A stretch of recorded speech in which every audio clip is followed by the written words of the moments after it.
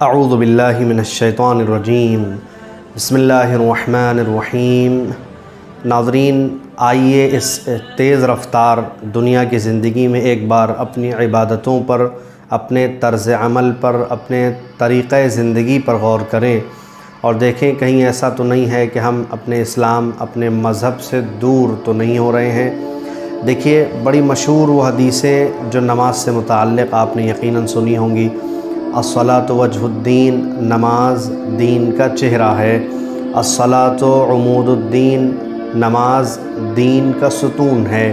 یہ وہ نماز جو اللہ کی بہترین ایک عبادت ہے، ایک ایسی عبادت کہ جسے دین کا چہرہ بتایا گیا، ایک ایسی عبادت جسے دین کا ستون قرار دیا گیا۔ کسی بھی انسان کو اگر پہچاننا ہے تو ہم اس کے فیس اور اس کے چہرے کے ذریعے پہچانتے ہیں۔ بس ایسے ہی ایک سچا مسلمان نماز کے وقت میں اپنی نماز کی ادائیگی سے پہچانا جاتا ہے کہ یہ سچا مسلمان ہے۔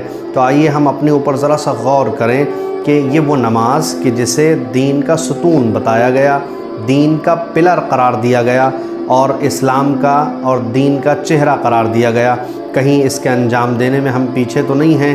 اور اس کی اہمیت پر شہید جہاد مغنیہ کی دادی کی زبانی ایک چھوٹی سی بات کہ جس کو انہوں نے خواب میں دیکھا کہ جہاد آپ کا پوتا شہید ہو گیا ہے، لیکن خواب دیکھتے ہوئے وہ اس بات کو ذہن سے بھول گئیں کہ ان کا بیٹا، ان کا بچہ، ان کا پوتا شہید ہو چکا ہے۔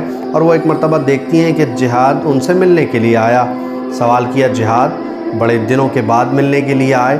تو ایک مرتبہ جہاد اپنی دادی سے کہتے ہیں کہ میں چیک پوسٹ پہ پھنسا ہوا تھا، مجھے آنے میں کافی دیر ہو گئی، میں آنا تو جلدی چاہتا تھا۔ ایک مرتبہ دادی نے کہا، کیا تمہیں بھی چیک پوسٹ سے گزرنا پڑتا ہے؟